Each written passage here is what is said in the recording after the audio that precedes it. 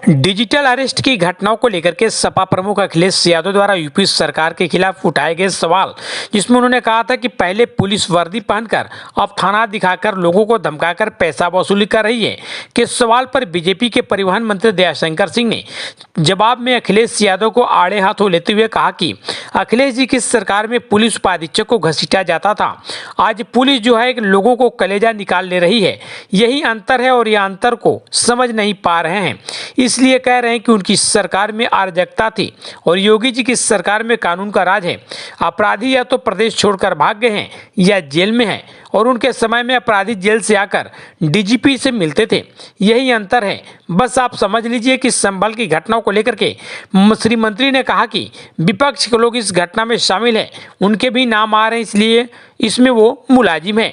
तो वहीं महाराष्ट्र में शिवसेना के सम्मिलित होने के सवाल पर परिवहन मंत्री श्री दयाशंकर सिंह ने कहा कि शिवसेना अपनी हार की खींच को मिटा रही है और यदि शिवसेना शपथ नहीं ले रही है तो इस्तीफा दे दे, अभी चुनाव होगा, भाजपा जीत कर आ जाएगी। देखिए पूरी रिपोर्ट, क्या कहते हैं परिवहन मंत्री दयाशंकर सिंह। लोगों को धमकाकर पैसा वसूला जा रहा है, क्या इसमें सरकार का भी कोई मिलीभगत है?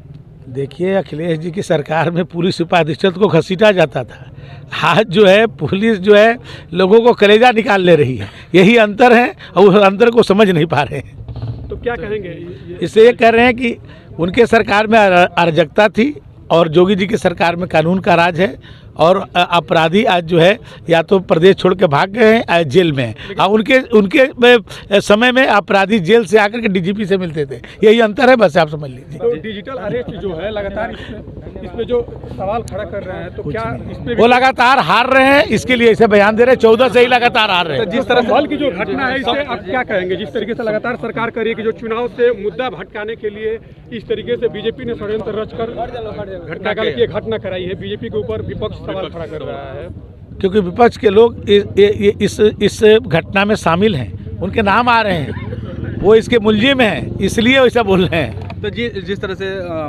मुंबई में, जिस तरह से महाराष्ट्र में, जिस तरह से आपकी सरकार बनी है बीजेपी की और शिवसेना उस तरह से उसमें शामिल नहीं हुई है, क्या कहेंगे इस पर? शिवसेना अपनी हार की खींच को मिटा रही है और यदि शिवसेना शपथ नहीं ले रही तो इस्तीफा दे दे, अभी चुनाव होगा, भाजपा जीत के फिर से आ जाएगी। सही बात।